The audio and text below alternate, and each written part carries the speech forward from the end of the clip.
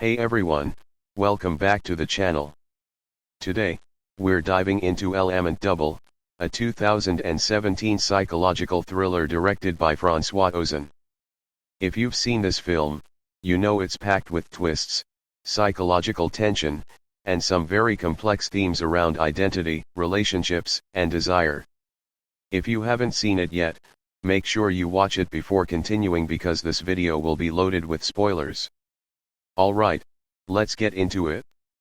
L'Amant Double opens with Chloe, a young woman dealing with anxiety and a mysterious abdominal pain. Seeking therapy, she meets Paul, a psychiatrist who is immediately drawn to her. Over time, they begin a romantic relationship, and Chloe becomes more and more involved with him. Everything seems to be progressing perfectly, but there's an undercurrent of something sinister, something Chloe can't quite place. There's something about Paul that feels off. As their relationship intensifies, Chloe makes a shocking discovery: Paul has a twin brother, Louis, who is also a doctor. And here's the twist: Louis shares a striking resemblance to Paul, but their personalities are completely different. While Paul is kind, reserved, and professional, Louis is brash, impulsive, and overtly sexual. At first, Chloe is confused, even intrigued, but as she spends time with Louis, she begins to feel a strange attraction toward him. The film moves into darker territory as Chloe's sense of reality becomes increasingly unstable, and she can't distinguish where Paul ends and Louis begins. The lines between love, obsession, and identity blur, and Chloe begins to lose herself in this whirlwind of deception. One of the central themes of L'Amant Double is the exploration of identity. Chloe's struggle with her own self-perception mirrors her complicated relationships with Paul and Louis. The film asks the question, who are we when we lose track of the people around us? Chloe enters therapy because she's physically and emotionally unwell, but her journey into therapy leads her to confront not only her own internal pain but also the fractured nature of her relationships.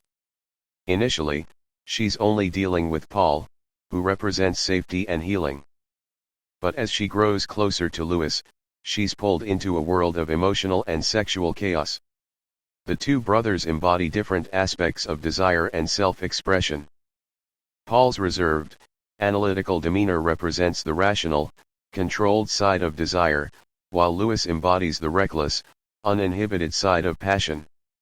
The film plays with the concept of split identity in a very literal way.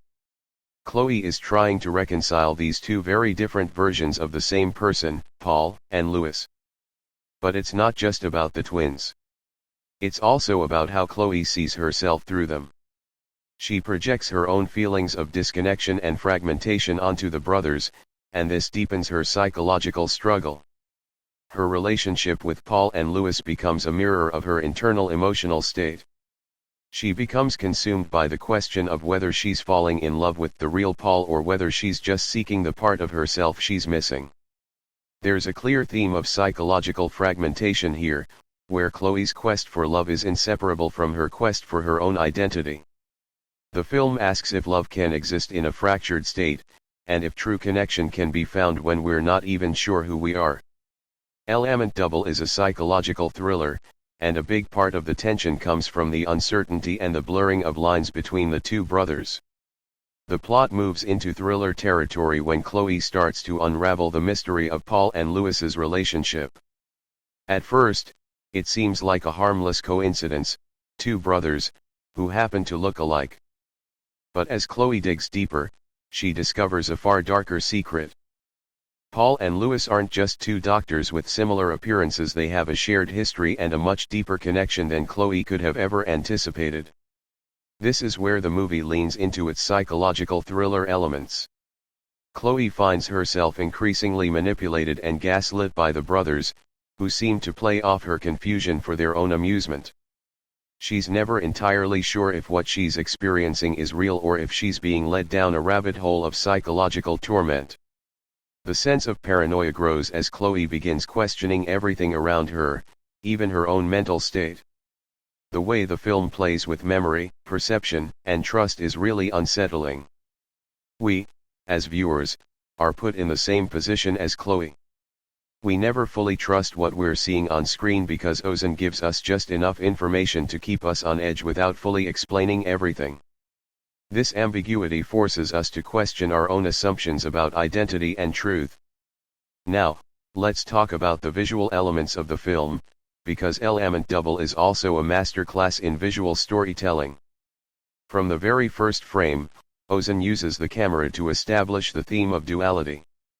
The sets are often symmetrical, reflecting the two brothers and their mirrored personalities. But the symmetry isn't just aesthetic, it's a visual representation of Chloe's internal struggle.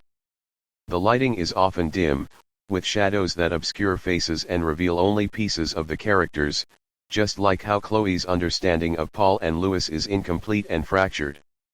Mirrors and reflections are used throughout the film as a visual motif.